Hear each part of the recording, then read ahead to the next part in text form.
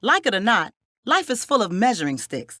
How smart we are, how fast we are, how well we can, compete. But up until now, it's been pretty hard to tell how well kids are competing in school and how well they're going to do when they get out of school. We like to think that our education system does that. But when it comes to learning what they really need to be successful after graduation, is a girl in your neighborhood being taught as much as her friend over in the next one?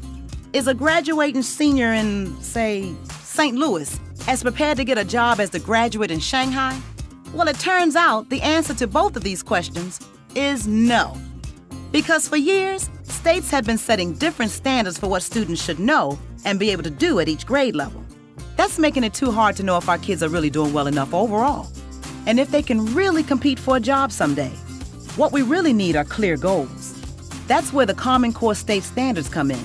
They're like a total sea change in education. Consistent, strong, clear benchmarks for English language arts and math. Here's how it works. You can think of kindergarten through 12th grade like a giant staircase. Each step is a skill your child needs to learn before stepping up to the next one. But right now, too many kids aren't really confident with 2 + 2 before they have to move on to 2 × 2. We need more focus on the skills that help them move up the stairs, or they can slip up and fall behind. And there's another problem. What if everyone's stairs were made at different heights?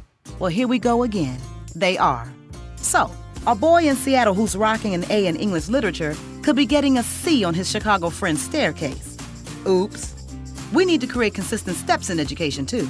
So first, each standard creates a landing on the staircase, a stop along the way as your child heads toward high school graduation. Each stop is a chance for every parent and teacher to focus on the skills their students are supposed to know at that step, no matter the zip code, language, or race.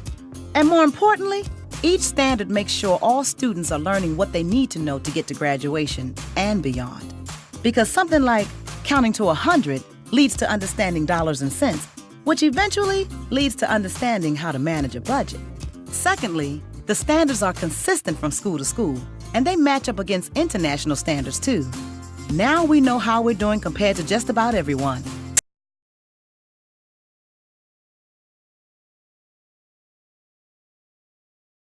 Have you heard about Common Core? If not, you're not alone. 60% of the public know nothing about it, and another 20% know very little.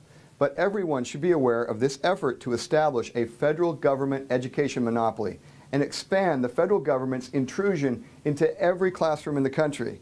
This big government attempt to take over education is unprecedented.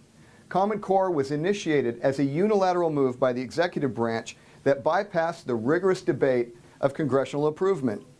Common Core is a set of national educational curriculum standards that empower the federal government to basically dictate every school's curriculum. Over the past 3 years, 45 states have adopted Common Core. The Obama administration enticed states to sign up through $4 billion in stimulus money, Race to the Top grants for as much as $700 million, and No Child Left Behind waivers were irresistible to states struggling to balance their budgets. It's hard to believe that these state elected officials really think that uniformity and centralization dictated by Washington, D.C. is better for our kids than state and local control. Common Core trades teacher flexibility for bureaucratic rigidity.